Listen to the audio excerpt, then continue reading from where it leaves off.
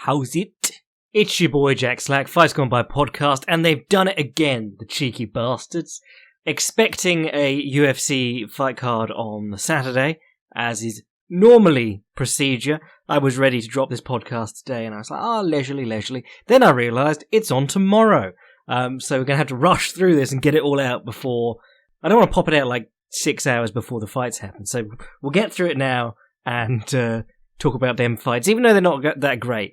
In terms of news, not really a lot going on. John Jones took a plea deal for, I believe this was choking that stripper. I haven't looked into the details of that, but just continued John Jones bullshit.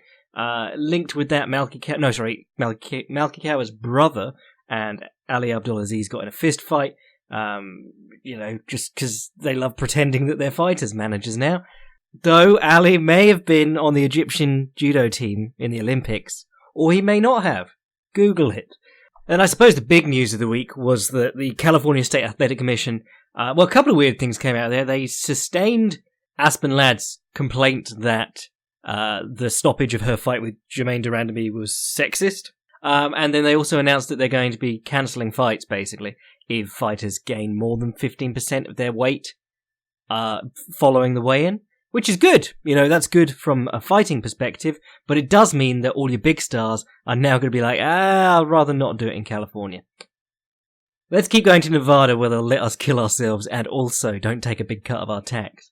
These are always the considerations you have to make. Whenever I see someone clamouring for like a Madison Square Garden show, I think, unless you set the world on fire in this Madison Square Garden show, you're really not benefiting much because you're paying like twice as much tax in New York as you would in Las Vegas. That's why you will never see Mayweather fight at the Garden, because it's supposed to be the mecca of boxing, and he's just like, no, not going there. On the subject of the Aspen Ladd thing, I think it's a bit weird, but, lots of people have been, who was it? The lass who's always in trouble. Oh, Leslie Smith. She was having a go at Aspen Ladd over her pussy pass, and being a hashtag fake feminist or whatever for trying to get this overturned by being like the stoppage was sexist. If you want to see an actual sexist stoppage, check out Macy Barber's fight on the Dana White Contender Series. I think same ref, was it Herb Dean both times? But that genuinely is a stoppage where you're like, you wouldn't have stopped that if that was men. She takes about 3 elbows in the face, and they're like a good 3 or 4 seconds apart, each of them. And she's recovering guard at the time that Herb Dean steps in. But then there's a lot of stuff in WMMA like that, because Aspen Ladd has been on the receiving end of a couple of positive stoppages that wouldn't have happened probably if she wasn't screaming, being like, "Yeah!" as she smashed some lass from the top. If you watch some of those stoppages, I love me some Aspen Ladd. But she's not really hitting the lass, she's just screaming, and Herb Dean's like, oh my god, stop the fight, or whoever it was. Almost definitely Herb Dean. Always making mistakes, Herb Dean.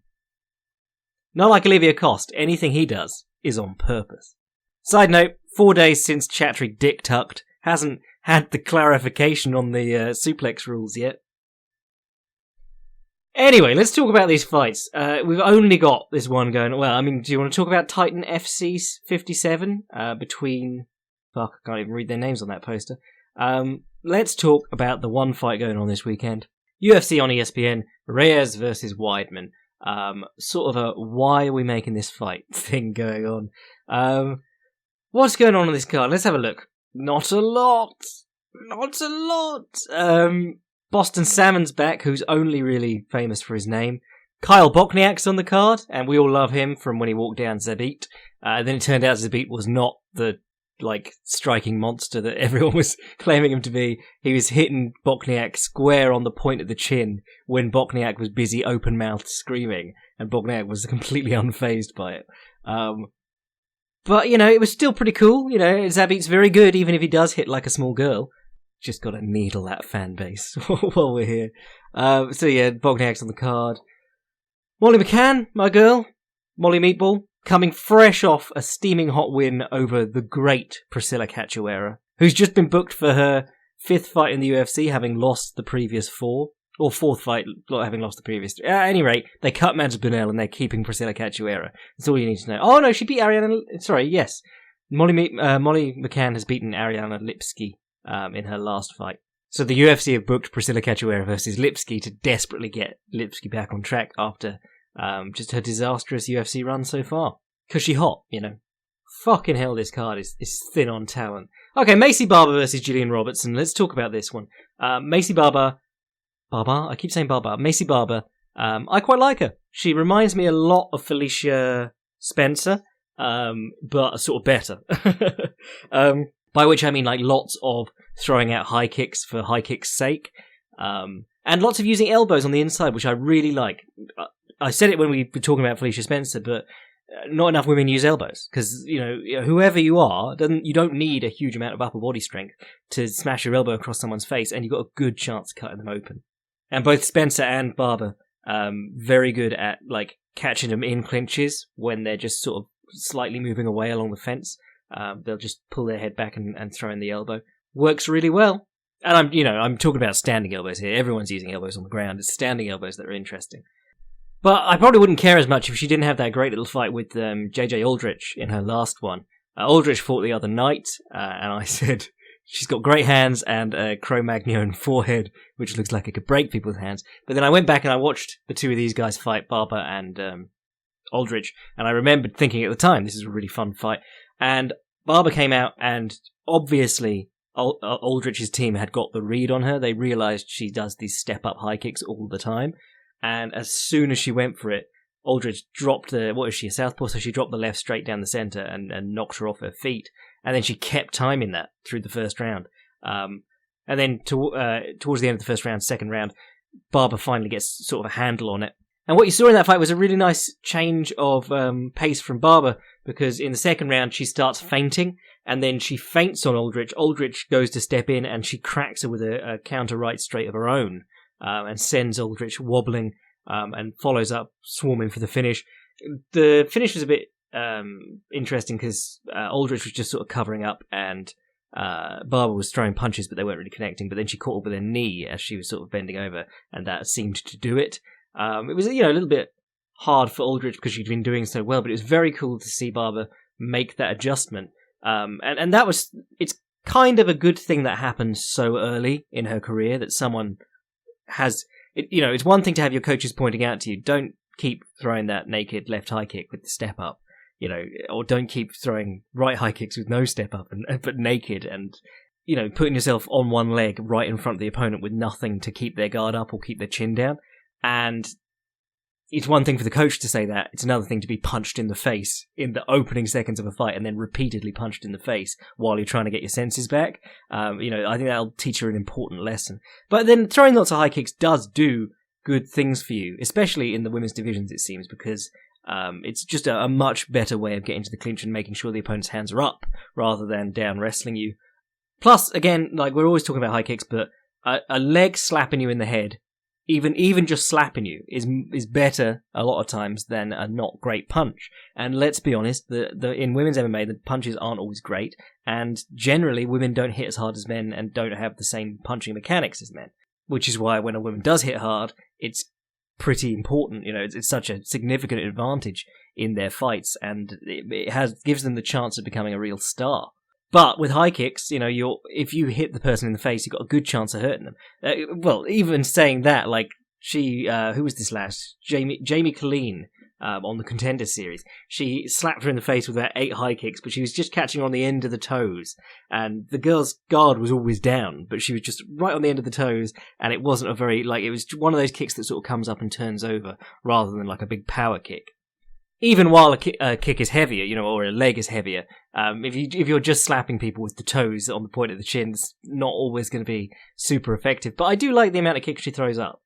And she does good kneeing from the clinch. One of the things that really bugs me when I watched a couple of her fights recently is that she'll get a good clinch position with like one underhook, the single underhook pin along the fence, head underneath the opponent's chin, driving them up into the fence, taking them out of their stance, and then she seems to be in perfect position to knee the body, and she never ever does. In fact, she gets to lots of different positions on the fence where she could knee the body, and she never ever does. She looks for elbows to the head, which is fantastic, but she mainly knees the thigh, and you're just like, it's not doing much. She was fighting that Jamie Colleen, not Colleen, Jamie.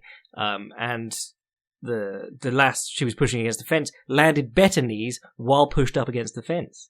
I literally just watched that Hannah Cyphers fight, and I still can't remember barely any of it. I do remember that Gillian Robertson, in an interview before this fight, said her last 3 opponents have been strikers, and I was going, Hannah Cyphers is a striker? I would not have said that by watching that fight, and not having any other frame of reference.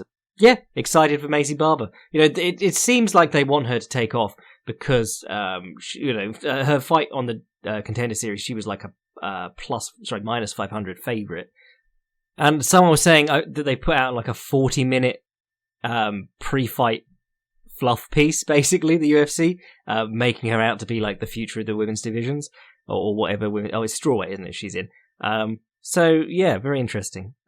She does one really weird thing, and it seems to be like a couple of female fighters I've noticed doing this. Like, they bounce, like you would if you're Koji Horiguchi, who we mention every episode. I'm contractually obliged to. But they do the bounce in and out, but they do it with, like, their lead leg going out and their left hip, like, pumping forwards and back. It's like a little arse swing thing. Well, I mean, Machida used to do, like, an arse swing thing, but it's, like, more pronounced than that. It looks like a weird dance move. You'll notice Rose Namajunas does it all the time. And I watched it going, that's spazzy as fuck, and then I watched her land good flurries off it against Joanna Jędrzejczyk, and I went, oh, maybe I should incorporate that weird booty sway into my game. But Macy Barber does it too. I pointed this out on on Twitter rather, but her nickname is The Future, and I think that's such a bad nickname, because as soon as you have a loss, or you're just sort of like, you turn out to be not quite the best, or even if you are the champion and then you lose, how are they going to keep introducing you as the future, like, late in your career? Just pick something that isn't going to turn sour in 3 or 4 years. I mean, she's only 20, to be fair. Says she wants to become the youngest UFC champion in history. And to be fair, there are harder divisions to try that in. But this is where I revealed that I was actually trying to do a piece on Macy Barber this week, and I haven't actually watched very much of Gillian Roberts at all. Gillian Robertson, sorry. Off the top of my head, I mean, she finished her last 2, so I must have seen him, because, that would be fairly remarkable. I remember when women's fights are finished. In fact, she finishes or gets finished. She hasn't gone to a decision since 2016, and she's had like 8 fights since then. Anyway, what else we got going on? The return of Joe Lauzon. That'll be interesting. He's fighting a lad called Jonathan Pierce. He's got a 9-3 record. But fighting out of the MMA lab, and the 3 losses all came back to back in 2016, 2017. He's gone on a streak of 5 since then. 1-1 on the Contender Series by knockout in the 3rd round. I do not remember seeing that, but I haven't watched all the Contender Series, so I don't really have much frame of reference for him. But he's not looking like just a stepping stone, which is what you would think if you saw like 9-3 opponent not fought in the UFC before, and the UFC liked Joe Lauzon. So, they're not going to give him the Diego Sanchez treatment, which was being fed to Joe Lauzon after being fed to Ally Quinta. But how long has it been? His last fight was against the Grits, Chris Gruetzemacher, and that was back in 2018. That was a hard fight. I remember watching that and thinking that Gruetzemacher was actually doing an awesome job, and then I don't remember hearing anything exciting about Gruetzemacher ever again, or at least getting excited about Gruetzemacher ever again. Oh, that's because he hasn't fought since. Fucking hell. 2 pullouts due to injury, most recently torn ACL. So yeah, Gruetzemacher, get on the mend, mate. But yeah, that Gruetzemacher fight was a 3rd loss in a row. Got knocked out by Clay Guida, which was weird, because again, Clay Guida not really known for his hitting power, even since he adopted that weird, like, point fighty style. Always a serviceable striker, not a knockout artist. But before that, like, majority decision over Stevie Ray back in 2017. And if I remember that one, I think that was more decisive than the scorecard would lead you to believe. I seem to remember Stevie Ray was doing a good job of keeping his gloves up and just sort of like hammering him straight down the middle. Even then, Joe Lauzon is known for being an exciting fighter and a finisher, but to find his last finish, you've got to go back to Diego Sanchez in 2016, which was basically a setup. And then before that, Takanori Gomi, who was also well and truly done. Other than that, it's been close fought decisions and a couple of rough knockouts, like when they gave him to Ally Quinta. But then, that the one that really stands out is that split decision loss to Jim Miller in the rematch of their great fight that they had where they just covered the octagon in blood. But that was just a few months removed from Jim Miller going like life and death with Dustin Poirier. So I think Lauzon's still got stuff that can make people's jobs hard. I just think that certainly I've noticed him not taking a shot as well, and also his defense has never been that great. He's always put the earmuffs on a lot of the time, and it's not very reliable in MMA to do that. Like, was that the Miller fight where Miller was just turning over elbows on him while he was... that might have been the first Miller fight, but Stevie Ray was also just like getting his gloves up and trying to hammer him around them or down the centre. It's not a great way to protect yourself. As awful as it is watching Diego Sanchez get knocked out, I did love that Diego Sanchez knockout because he... it was horrible reffing because they let it go on way too long, but Joe Lauzon was doing a great little job. Like, he puts him against the fence and starts firing on him, and Diego sort of covers up, and you'll notice that Lauzon hops to the left and the right a little bit throughout the sort of flurry, just to change up the angles on the shots. Not huge, obvious leaps out to the side like the Tyson little shift out to the side and change stance. Just slightly off the center, so that the left hook or the left uppercut is coming up through the middle in an awkward way. The other thing about Lauzon, of course, is that if he hits the ground, he's a very fun grappler. He did a DVD set on grappling in MMA. He did some interesting stuff on like the double overhook butterfly because he's good with butterflies. But he scored that beautiful hip bump triangle choke. Who was that? Was that Varner? That was might have been Jamie Varner. But does tons of cool stuff, and that's kind of what I wish or hope for in this fight. Just see some good grappling out of Lauzon and not taking too much damage because it's getting a bit long in the tooth in terms of fight years now. Still only 35, but he's been fighting since he was 12. Feels like almost 2 decades ago he knocked out Jens Pulver.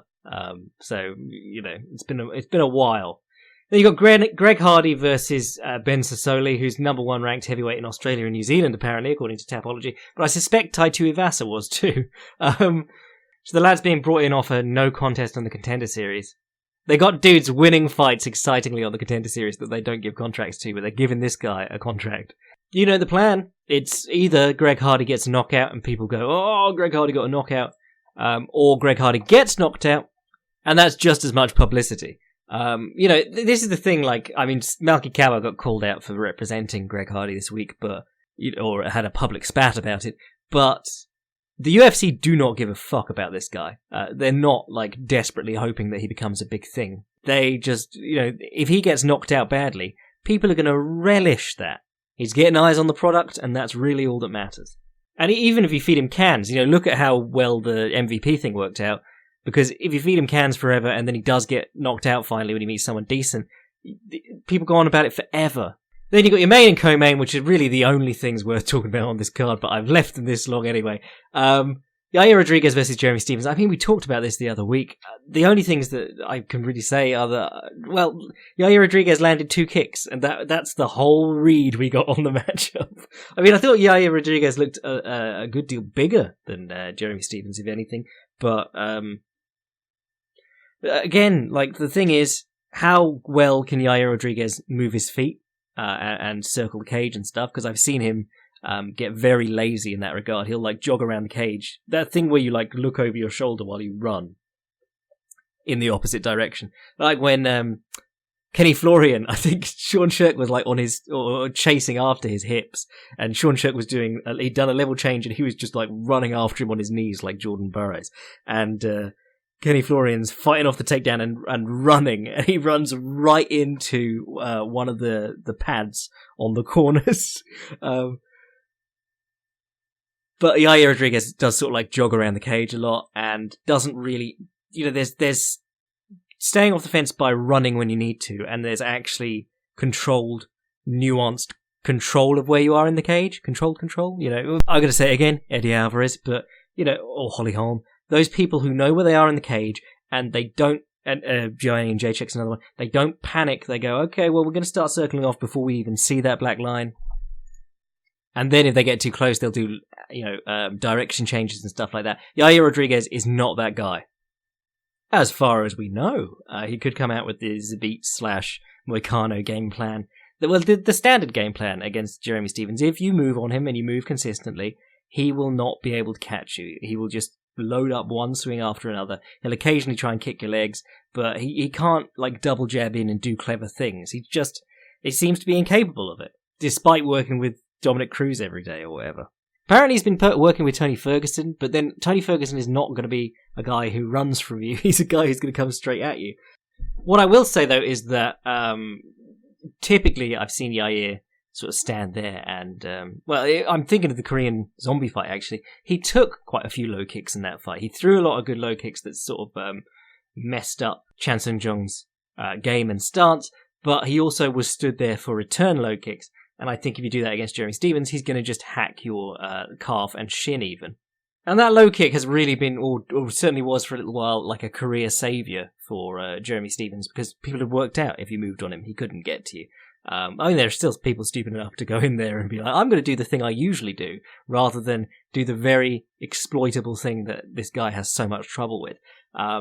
But the low kick was helping him out, or that low kick was helping him out, because if you can hammer that a few times, it really slows the guy down and makes him stand in front of you. And if you can do that to Yair Rodriguez, just like if you can do it to anyone else, it'll be problematic for Yair. Otherwise, the thing about Yair Rodriguez is that he does come in condition, and he keeps a good pace, and he keeps doing weird shit. It's only a 3-round fight.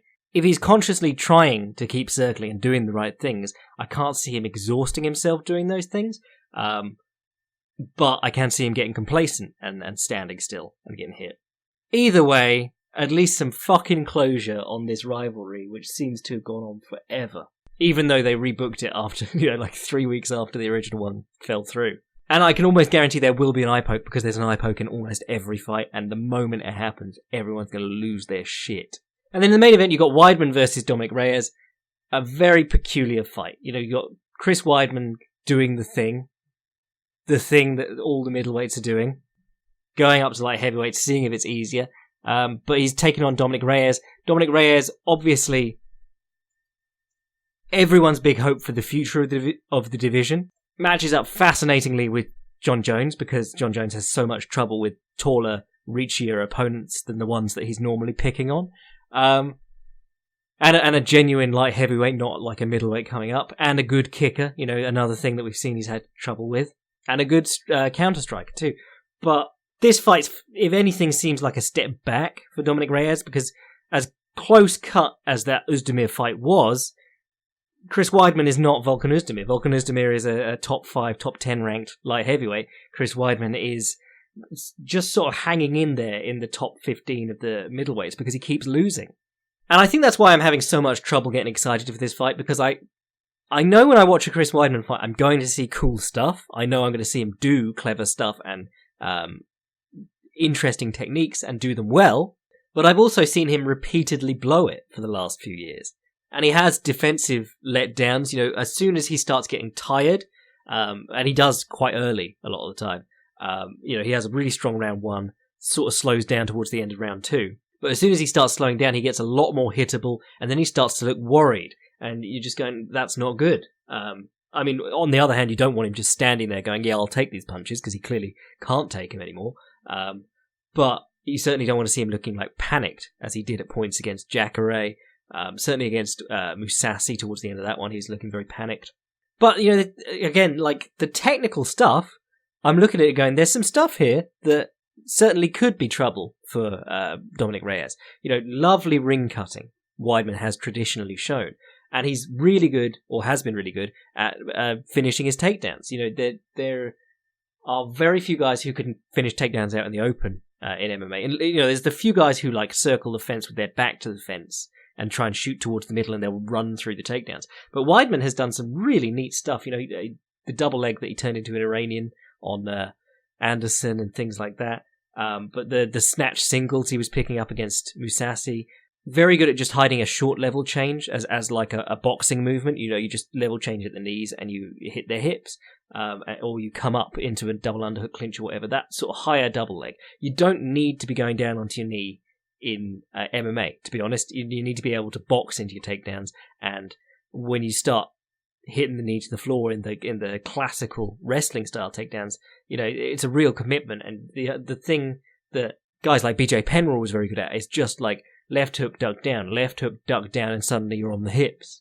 Also got a good jab, and a decent kicker. He kicked with Anderson Silva comfortably. Obviously got himself into trouble kicking with Luke Rockhold. And again, it was sort of on the defensive end that he let himself down. And of course, going for the stupid wheel kick. He's got these short, stumpy low kicks that if he just stuck to those, he'd have been way better off against Luke Rockhold. He just decided, I was like, oh, Luke Rockhold's got flashy kicks, so I'm going to try a flashy kick, even though, nothing about Chris Weidman says flashy striker to me. He's kind of like Ally Akinta if Ally Akinta were good. He's got actual boxing to fall back on, and powerful low kicks and things like that, and a good front kick to the body, actually. All of which can be used against Dominic Reyes, I'm very, very sure. But on the opposite end, you've got Reyes, who's just like... I've drawn comparisons to Crow Cop, and I think the UFC should be doing that because they get the nerds in, but it's that southpaw, triple attack, middle kick, high kick, left straight. Just the three of those together, every twitch of the shoulders should have the opponent panicking. And for the most part, I even writing a prospect piece on him a little while ago. I think it was Vice Sports, so it would have been quite a while ago. But, I had to say, we really don't know that much about this guy. He's not really been past the first round in forever. And he keeps starching people with the same, three techniques. Finally, against Jared Cannonier, we see a little bit different. The counter uppercut on the inside, absolutely beautiful. So he can deal with some pressure pretty well. Obviously, very hard to take down along the fence, especially if you're just trying to drop on the legs and link your hands around his haunches. And especially because he can spread his legs so fucking wide. Who was I watching? It might have been Cannonier. Kimball, he also had trouble with. Actually, Kimball got him down. But yeah, if you watch him, he's just his legs are not even on the same fence panel, basically. But again, he had that back and forth fight with Volkan Oezdemir. Oezdemir not known as a great wrestler, but he still got into these interesting scrambles. I thought that was a really high level technical fight, that Oezdemir Reyes fight, even though I didn't go into expecting much. So yeah, this is the thing. He could just murk Weidman very early on. Weidman tends to struggle later in fights, but then Reyes hasn't really stopped anyone. I was going to say hasn't really stopped anyone late, but he did almost finish Ovin Simprou in the last round. Not too many issues with his cardio, as far as I've seen. Yeah, I kind of want Dominic Reyes to keep moving forward because up for John Jones, and there's actually something fucking going on in that division. But it's just so heartbreaking watching Chris Weidman lose over and over again. Really, Chris Weidman, just go to Bellator. You'd be the king there. Or, I think he's got a win over Ong Lachon, because Uriah Hall has a win over Ong Lachon. Go to 1 and be a 3-division champion. Aside from that, not really a lot going on this weekend. I'm hoping maybe, one of these guys I'm not really looking at on the undercard does something amazing, and we go, ooh, a prospect. But, this is a pretty weak card. But then we're coming up on UFC 244 soon, and that's going to be ridiculous. We're not quite at Bellator 231 Mir versus Nelson 2 levels, so that's good. But, I'm going to get this up now because it's getting too late in the day, and fucking UFC putting fights on a Friday, like dickheads. We'll do some questions on Monday. Hopefully we'll have some more interesting stuff to talk about on Monday. If you want to support the podcast, sign up to the Patreon. If you want to send an email to the podcast, fightsgonebypodcast@gmail.com. And if you want to see what I'm writing at any time, fightprimer.com. I'm your boy Jack Slack. Pray for Chris Weidman.